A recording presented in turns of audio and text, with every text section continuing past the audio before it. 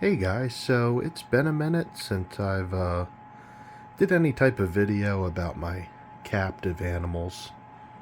So I figured with, it snowing this entire week and I haven't really been able to get out and, do any hiking or look for salamanders or anything like that, that this would probably warrant not really a reptile room tour, but something similar to that. So what I figured I'd do is I'd just give you guys an update or introduce you to what I'm currently keeping just in my room. I have 11 reptiles that I'm caring for right now, but I believe I think 6 that are in this room right now. Yeah. And I got my hognose snake Dennis that was in this top enclosure that's obviously empty. He's in brumation because we're going to try to breed him this spring. And then I've got my 2 aquatic turtles downstairs, the eastern painteds. And I've got my crested gecko in an enclosure. It's more of a decorative setup that's out in the living room. And then my box turtle, she's outside right now in brumation, buried under all of the branches and leaves and soil and sand. And she'll be out in the spring. But yeah, I just wanted to show you guys what's going on here, and yeah, just strictly in this room. So we'll start with this top enclosure right here. Alright, so in this enclosure is Jerry. Jerry is my 17-year-old eastern black rat snake, or eastern rat snake, however you want to word it. He hasn't always been in this enclosure. It's a little bit smaller than I'd want it to be. I used to have him in a big enclosure, but since he's gotten older, he's shown a lot of signs of slowing down. And he just doesn't move that much. Even in this enclosure, I'm going to move him to a tub that's about probably as long as this shelf right here. It's going to be shorter because he doesn't climb anymore. So he'll just be able to stretch out. But he's very arthritic.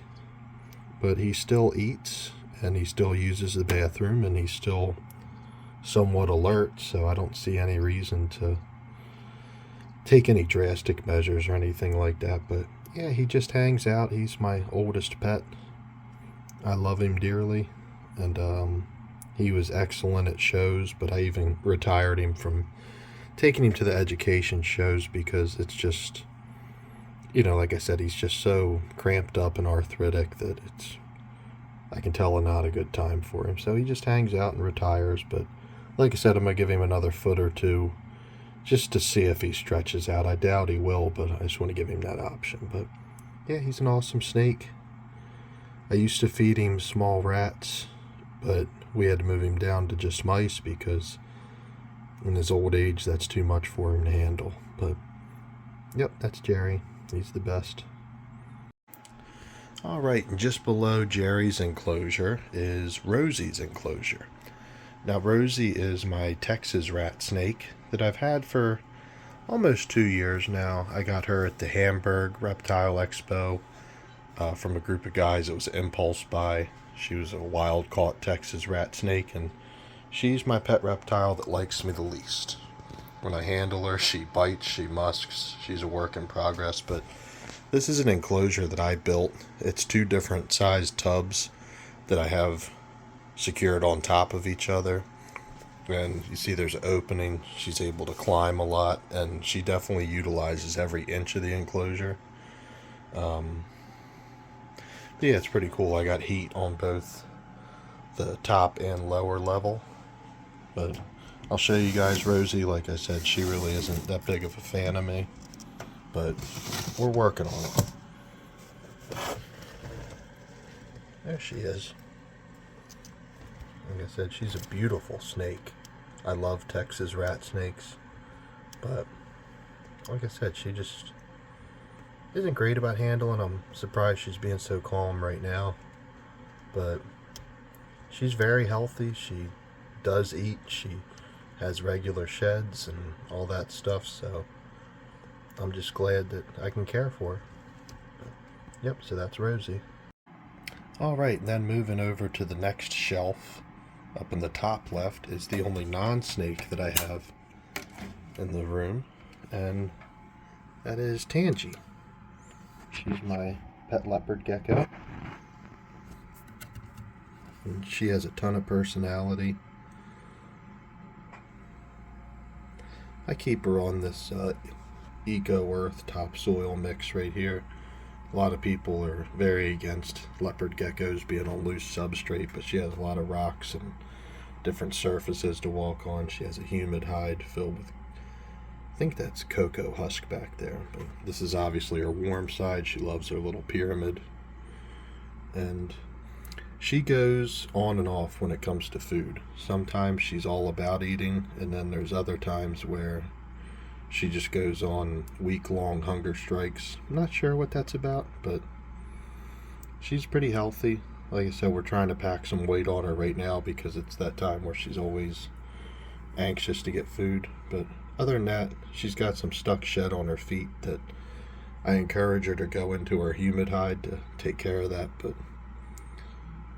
she's pretty healthy nevertheless, so she has a lot of personality. But yep, she holds it down as the only lizard in the room. Alright, and in the enclosure next to Tangi is my newest addition. This is Mila. Mila is... oh, there she is. She is my Chesapeake Bay region eastern king snake. She's only a few months old, but she's doing very well in this enclosure. I'm surprised not flying at me because she's supposed to eat tomorrow.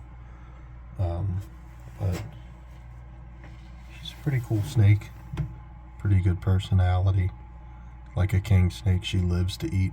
But yeah, I'm looking forward to seeing how she grows and how she does. I'm sure she'll outgrow this enclosure soon. I've just got it loaded up with different hides and everything because that's what baby snakes love. But yeah. Alright, we're down on the lower level now. This is Maria's enclosure. She is my speckled king snake.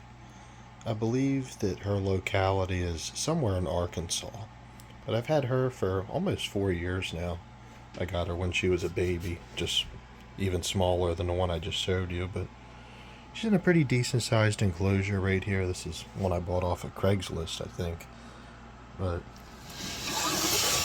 yeah, this is her warm side, of course, where she loves. That's her. She's getting big.